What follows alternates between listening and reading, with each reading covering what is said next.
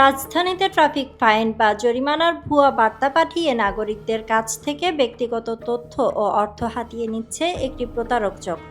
এসব বার্তায় পাঠানো হচ্ছে ওটিপি কোড ও সন্দেহজনক লিঙ্ক, যেগুলোতে ক্লিক করলেই ফাঁদে পড়ছেন সাধারণ মানুষ। বিষয়টি নিয়ে নাগরিকদের সতর্ক করেছে ঢাকা মেট্রোপলিটন পুলিশ ডিএমপি।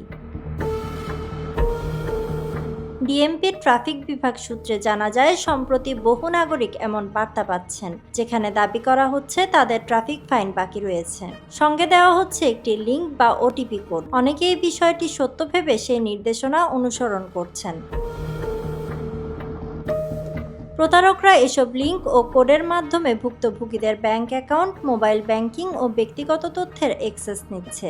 এরপর সেখান থেকে তুলে নিচ্ছে অর্থ। কখনো কখনো ব্যক্তিগত তথ্য চুরি বা আইডি হ্যাক করে ব্ল্যাকমেইল করা হচ্ছে।